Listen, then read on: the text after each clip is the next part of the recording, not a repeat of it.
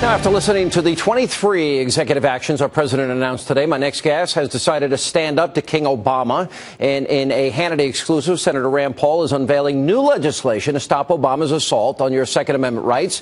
He is here to explain it all himself. Kentucky Senator Rand Paul. Senator, you did say that we don't have an imperial president. You did say that he doesn't have the right to do this. How can you stop it? You know, our founding fathers were very concerned about having a separation of powers. They didn't want to let the president become a king. And so they wanted to say that Congress was the one to legislate, not the president.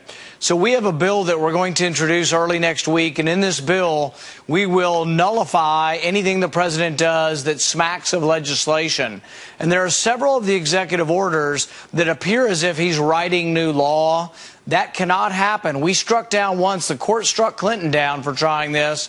And I'm afraid that President Obama may have this king complex sort of developing, and we're going to make sure that it doesn't happen. But it's not the first time that he's done this. And there have been I mentioned this earlier in the program. He didn't seek congressional authority when he used military strikes on Libya, recess appointments. The Senate wasn't in recess.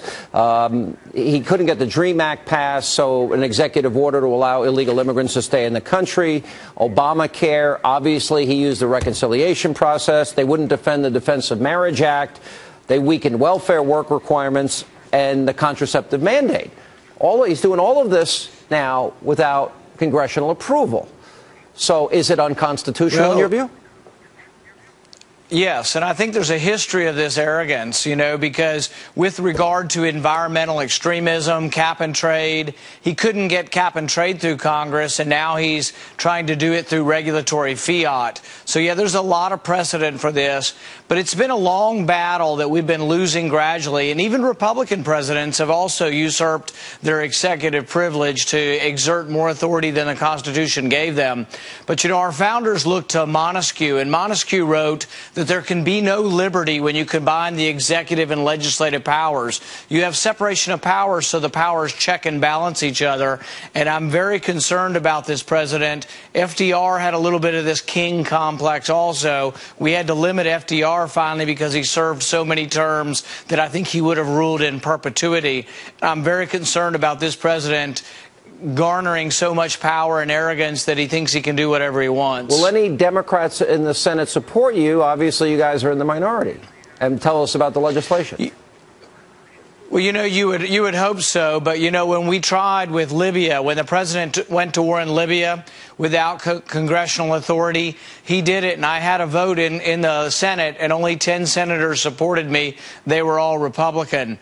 So really, this idea of checks and balances and separation of powers should be a fundamental one that Democrats and Republicans alike would support. But I'm afraid that there isn't much support on the Democrat side. But we'll see. On the legislative side of what the president's proposing, even Harry Reid said he didn't think the ban on assault weapons would get through. Do you agree with that analysis? I think so. I think there are a few Democrats that will worry about going home to West Virginia or other states like that and voting for a ban on guns. So I think there is a good chance we can stop his legislative action. I'm concerned he will try to do through regulatory fiat what he can't pass through legislation. Let me ask you, I'll put up on the screen, and this infuriates me because no matter what issue seems to get up, there's somebody in Washington, House or Senate, that continues to play the race card. In this case, it's Representative Hank Johnson, where he says the NRA opposes Barack Obama's new gun laws and executive powers. He says, first of all, he's black, and as a black person being the president of the United States, well, that's something they still cannot get over. Why does this keep coming up in Washington?